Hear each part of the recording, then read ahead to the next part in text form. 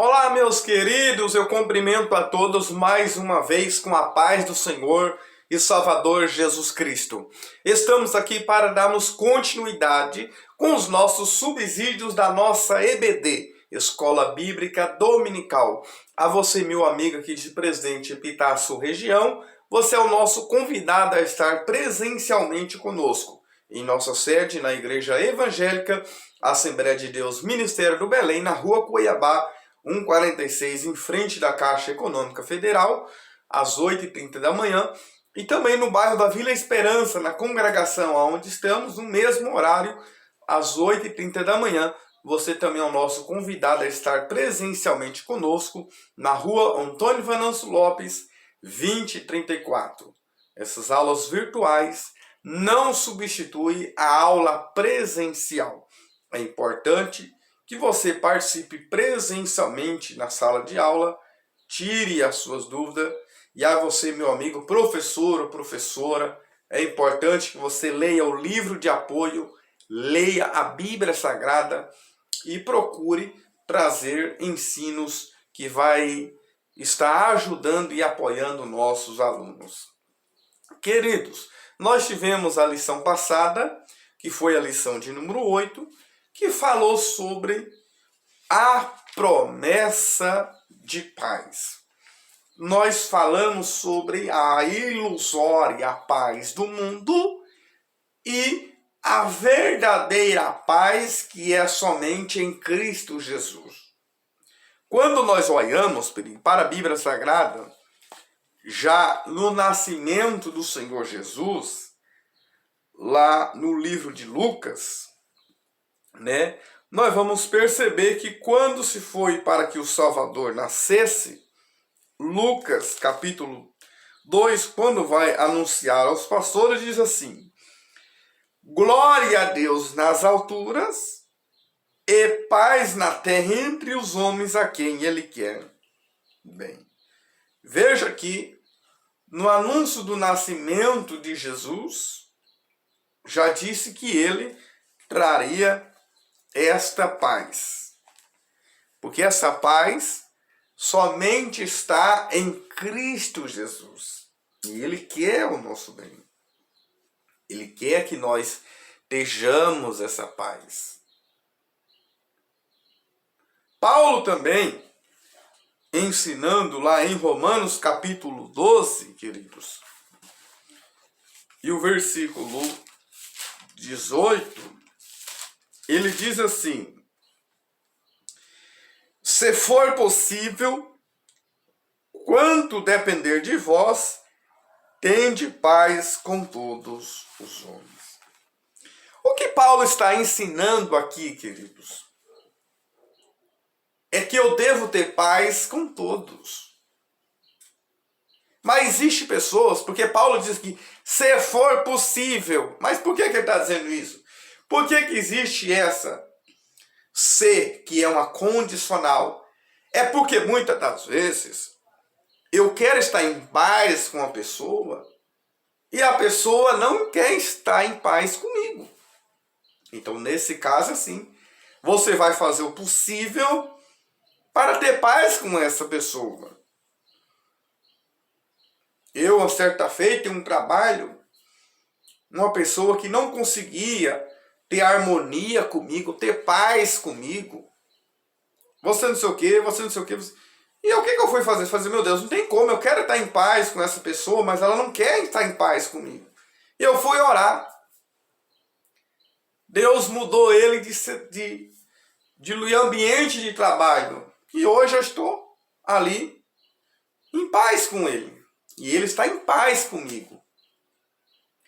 Então, muitas das vezes, queridos, ao crente, cabe ele orar ao Senhor quando ele está diante de uma situação dessa. Porque não é fácil. Porque você olha e você fala, eu estou em paz, mas a pessoa não quer estar comigo. Então, Paulo está ensinando que se for possível, mas às vezes não é.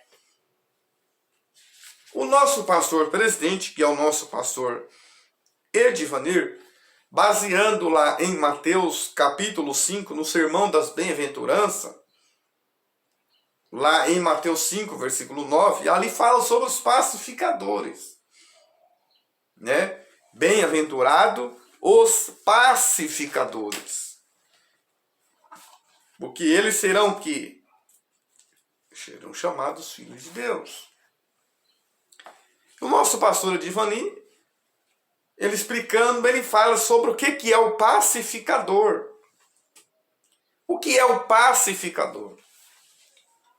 É o que faz o elo de ligação entre o ofensivo e o ofensor. Se tiver alguém que já está ali em conflito, brigando, vai chegar alguém com paz ali e fazer uma ponte entre essas duas pessoas. Ó, ele não é isso. Vamos se acalmar. Não vai chegar mais colocando mais lenha na fogueira. Então o pacificador é isso. É uma pessoa que onde ela chega, em um ambiente de conflito, ele chega e traz uma paz. Por quê? Por que ele dá essa paz? Porque ele tem essa paz. Porque ele recebeu do Senhor Jesus essa paz. Existe um provérbio latino que diz: si vis pacem, parabellum. O que isso traduzido significa: se queres ter paz, então se preparem para a guerra. Vamos fazer guerra. Mas essa não é, queridos, a verdadeira paz que o Senhor Jesus falou. Essa é uma paz do mundo. Essa é uma paz ilusória. Jesus falou no sermão de Mateus 24, né? Eu virei guerras, tremores, conflito, nação contra nação, reino. Mas essa não é a verdadeira paz. Para mim estar em paz, eu tenho que fazer uma guerra com alguém, conflito, para mim viver sossegado. Que a paz é isso. Não. Jesus ensina que essa paz é do interior. Essa paz, ela vem de Cristo Jesus para mim e a sua vida. E hoje nós estamos com a nossa última, aliás, a primeira do mês, vai ser dia 1º de dezembro, né? Do primeiro dia de dezembro, já estamos caminhando para o final do nosso trimestre, né? E do ano também, para a glória de Deus. E hoje nós estamos, queridos, com um tema que é de muita relevância e muito importante. Por quê? Vai falar sobre promessas para pais e filhos. Nós já tivemos, queridos, aí uma lição sobre o relacionamento entre família. Há pouco tempo atrás, nós tivemos essa lição. Queridos, falar sobre família é algo muito complexo. Por quê? Nós vivemos em um mundo, nós vivemos em uma pós-modernidade, pessoas que não perderam o exemplo, o modelo de família. E quando eu estava estudando, antes aqui, queridos, de eu entrar nesse tema aqui, nesse canal, antes de eu trazer essa lição aqui para vocês, eu comecei a me lembrar de uma pessoa muito notória na Bíblia. Eu comecei a lembrar do salmista Davi. Um homem segundo o coração de Deus, quando pecava, já reconhecia o seu erro, o seu pecado. E eu observando a vida de Davi biblicamente, nós começamos a perceber que ele era um homem segundo o coração de Deus, mas deixou muito a desejar na sua família, na sua casa. E aí você vai ver as 1000 mulheres que Salomão se envolve. Já é algo que já vem copiando do pai. Mas eu não vou falar aqui sobre Salomão, mas eu quero falar sobre Davi.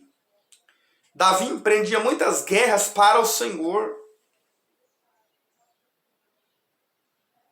Só que não cuidava da sua casa, não cuidava da sua família. O seu relacionamento com os filhos não era bom, não eram agradáveis, não eram sadios. Uma certa feita ele teve saudade do filho, e aí, quando viu o filho, não fez questão nenhuma. E aí você vai ver Saul, os filhos dele, sempre em batalha, inclusive Jonatas. Se você vai ver lá em 2 Samuel 1, você vai ver Jonatas morrendo junto com ele, até mencionado ali, sobre o pranto de Davi. Morreu na batalha com o pai, companheiro do pai. Davi não foi um pai presente. E no final da carreira ainda, antes tarde do que nunca, né? Antes de morrer, de passar o trono a Salomão, falou, se esforce, ser homem. É o único momento que ele vai dar um conselho para Salomão. O que isso nos ensina, queridos?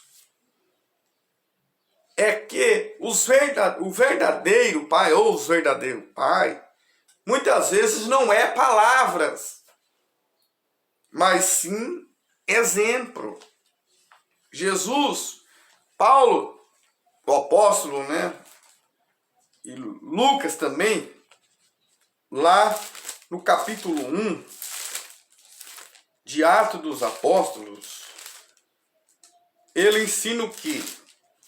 Escrevi o primeiro livro, ó Teófilo, relatando todas as coisas que Jesus começou a fazer e a ensinar. Veja que Jesus, antes dele ensinar, ele fazia.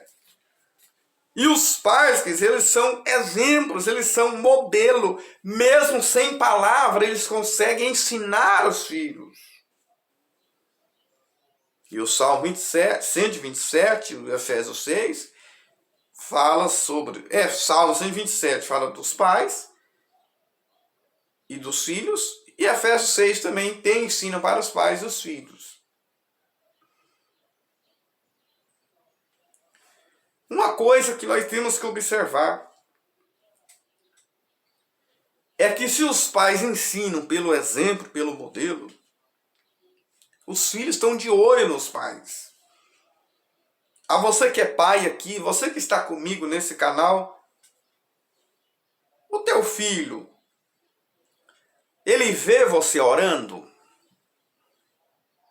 O teu filho, ele vê você lendo a Bíblia? O teu filho tem desejo, ou a tua filha, de casar vendo como que é o relacionamento entre você e a sua esposa?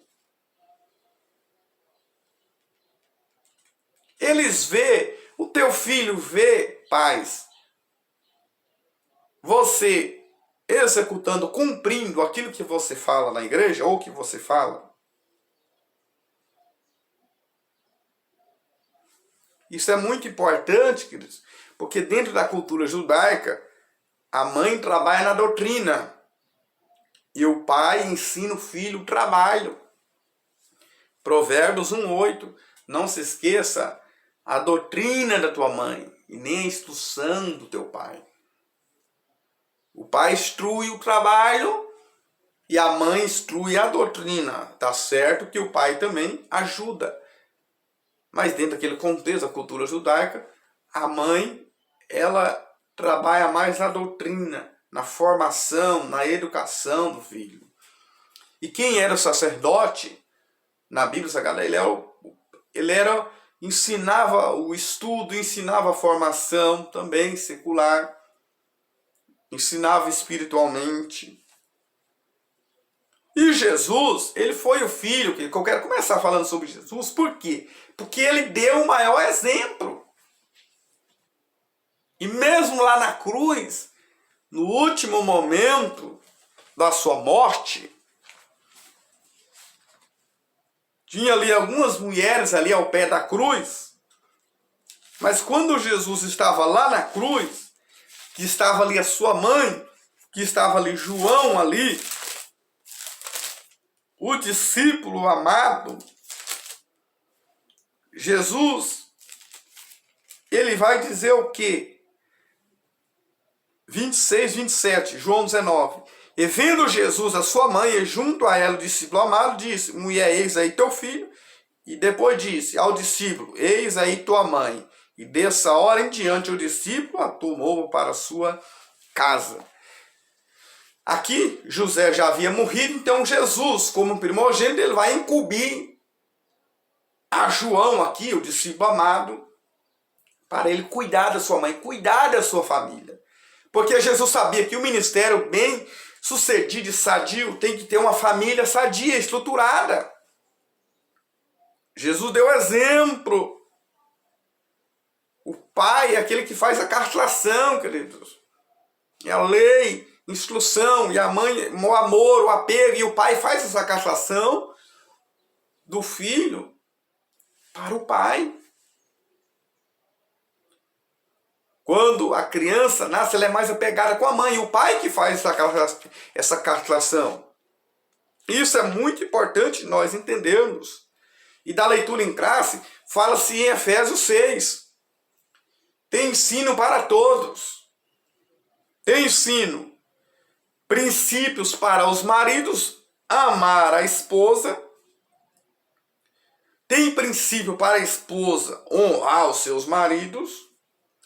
Tem princípios para os filhos obedecerem aos pais e os pais não irritarem os filhos. Tem ensino para todo mundo. Ou seja, sobra para todo mundo, querido. E quando você vai estudar Efésios, você vai perceber que o quê? Efésios tem 6 capítulos. Do 1 ao 3 fala dos meus direitos. Do 4 ao 6 fala dos meus deveres. E muitos pegam aqueles ali em Efésios, eu fico vendo o versículo isolado. Texto fora do contexto. A mulher deve ser submissa ao marido. E aí ele pega aquele versículo e faz uma besteira. Mas o marido deve amar a sua esposa e se entregar e dar a sua vida por ela. A mulher deve se submeter ao marido que ama ela, que cuida dela, que dá o exemplo de Cristo. E eu fico vendo hoje muitas mulheres, muitas pessoas sofrendo por causa dessa circunstância. A mulher deve se submeter ao marido. Então a mulher tem que ser o cachorrinho do marido. Tudo que ele mandar, eu tenho que fazer. Se mandar cair no buraco, você vai cair. Não, tem que ser submissa. Mas o marido deve amar a esposa. Se ela for amada, se ela for protegida, ela vai ser submissa. O que é submissão? Estar debaixo de uma missão. Então não vamos fazer coisas, queridos, que a Bíblia não nos ensina a nós fazermos. Vamos analisar textos e contexto. O nosso tópico 1 fala de relacionamento bíblico entre pais e filhos. Pais e filhos. Vejas que eles são herança do Senhor e galardão. Ou seja, você cuida, mas é do Senhor. É para o Senhor. Né? Tem aquele ditado, o pai cria. Depois, ele é solto no mundo aí.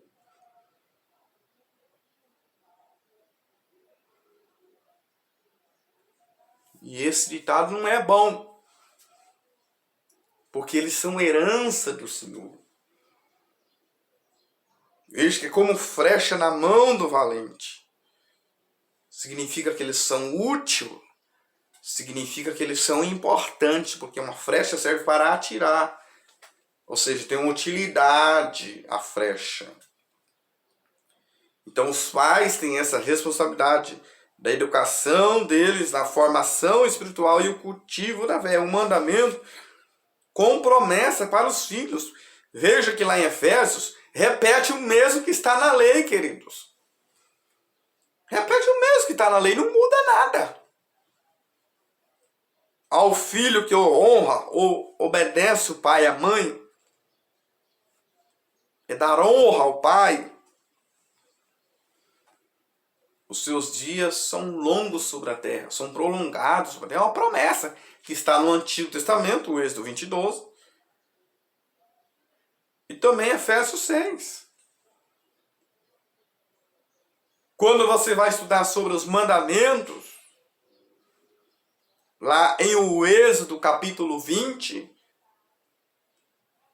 você vai perceber ali que 4 mandamentos falam do meu relacionamento com Deus.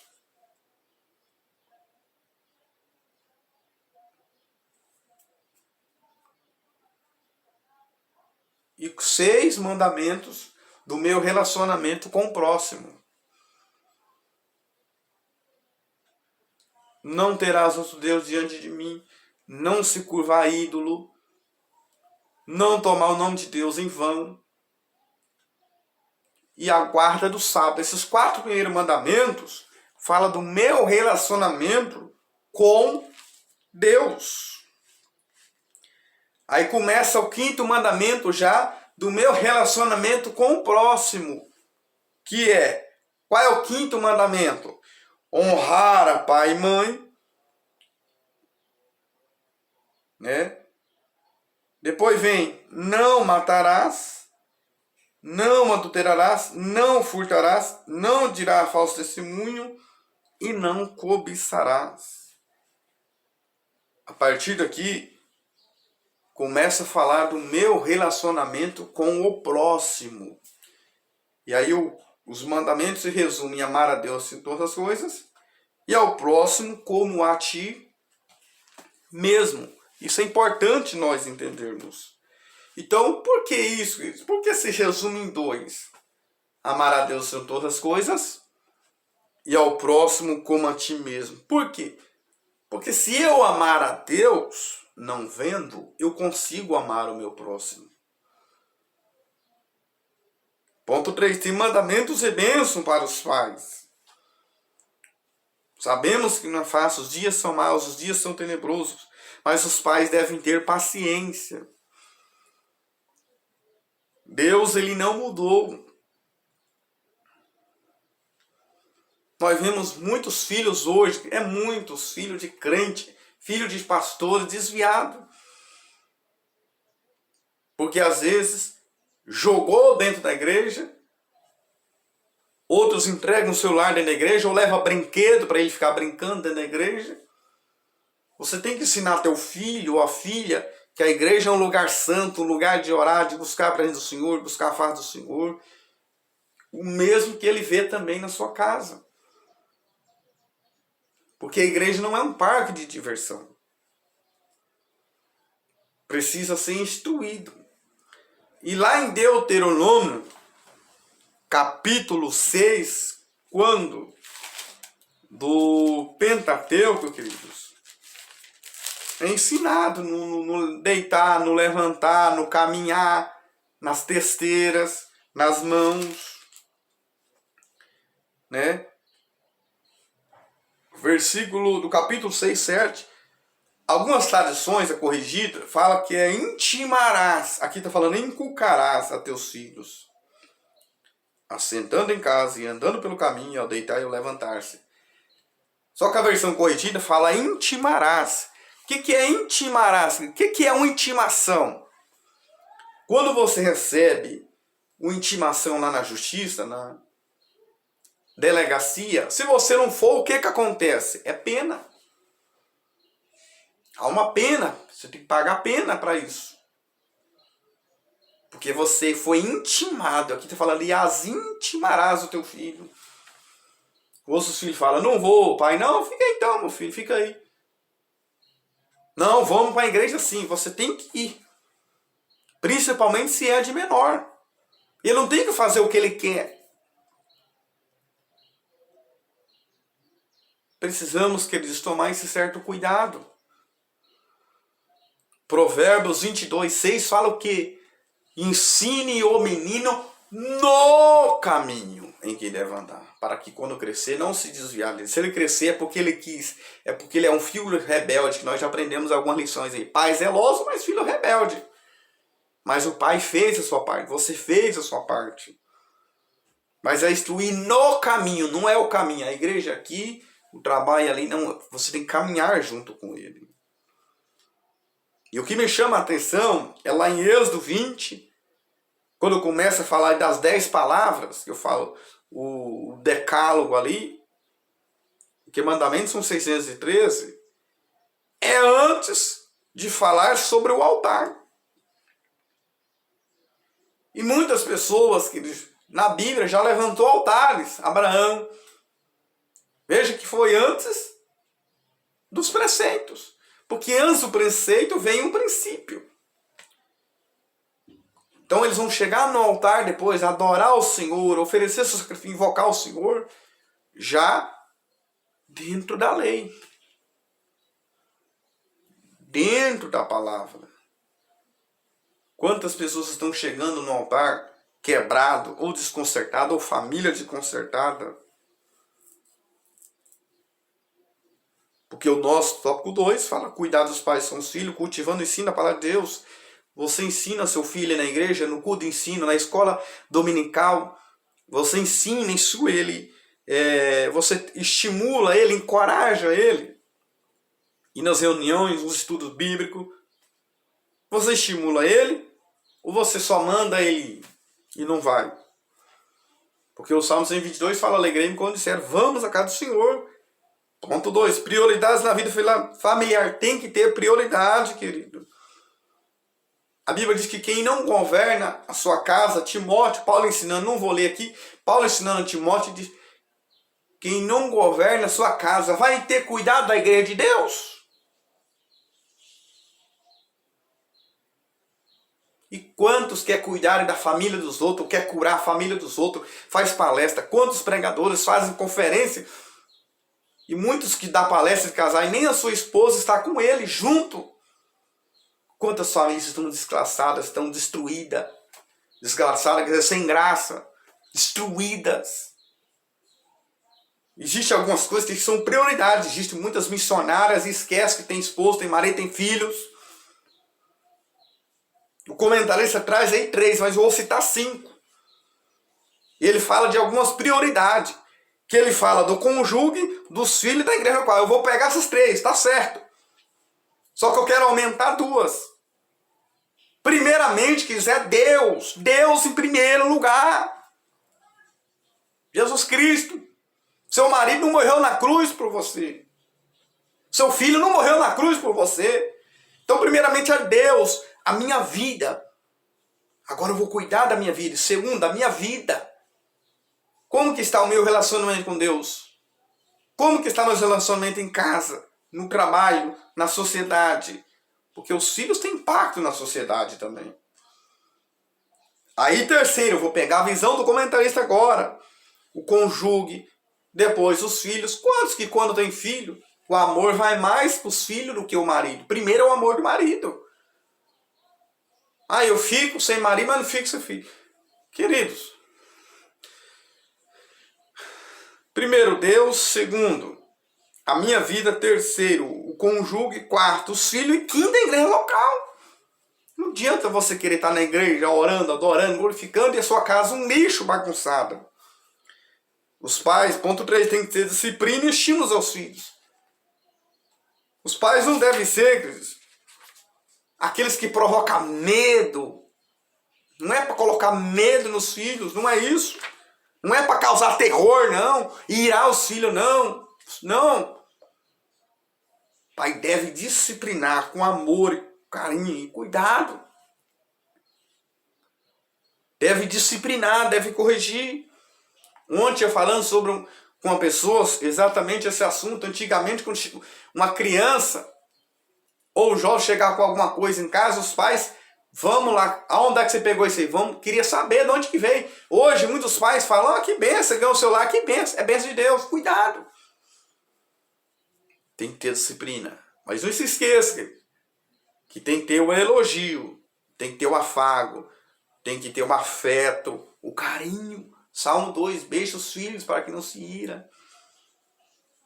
Brincar, divertir, passear com ele, tirar um tempo para os seus filhos também. Isso é muito importante, porque muitos pais hoje, eles querem dar presente, mas não é presente, é presença.